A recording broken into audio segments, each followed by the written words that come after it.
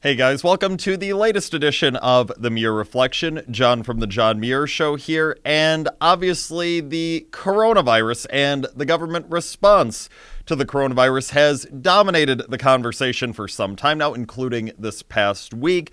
But there was still some other stuff going on in the world this past week. One of those things being from earlier in the week, where the United States Senate approved a 77-day extension to when it is that they need to finalize a new plan for the FISA courts in the United States. The previous FISA guidelines had expired this past Sunday night, so something was supposed to have been in place by then, but our federal legislatures decided, okay, let's give a couple plus month extension so that we can try and hammer out some sort of a new deal.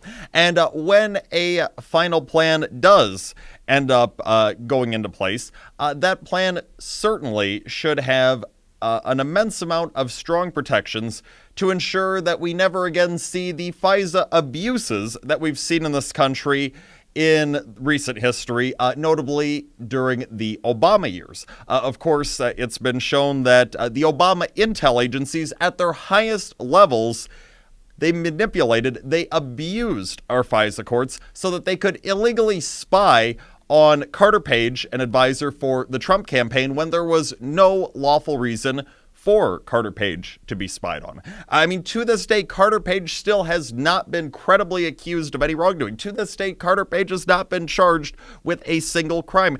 Carter Page did nothing wrong. The only reason that Carter Page was being spied upon is because you had these Obama intel agents trying to gain some sort of a partisan advantage for their party, for their preferred candidate, Hillary Clinton, in the 2016 U.S. presidential election. And of course, this should not be taken lightly by anyone, regardless of their politics, because what we're talking about here, forget about it being Carter Page, forget about it being the Trump campaign, forget about all the politics behind it.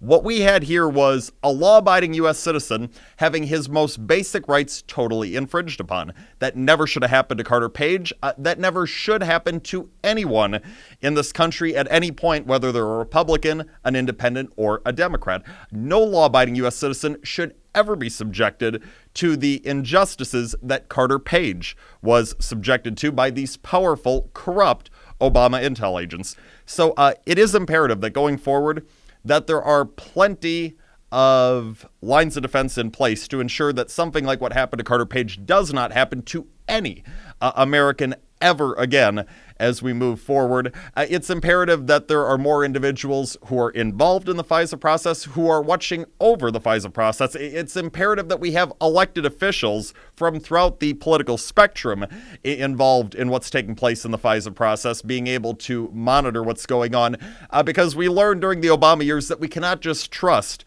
this immense amount of power and this great responsibility in the hands of a tiny group of unelected officials after we saw all of the corrupt and or criminal activity from various top Obama officials. So whenever this final deal is hammered out, it is imperative that there are these safeguards in place to ensure that what happened to Carter Page never happens again. And it's still imperative that all of the government bureaucrats who wronged Carter Page, who were involved in the infringement of his rights, the lying, the abusing of our FISA courts, it is imperative that they are held to full account for the wrongdoings that they have committed. Set that precedent that this sort of stuff will not be tolerated in the United States, and ensure that the message is sent that it was never tolerated in the United States.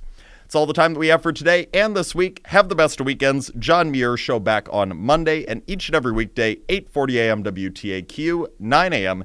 WSAU and WHBL. Till next time, I'm out.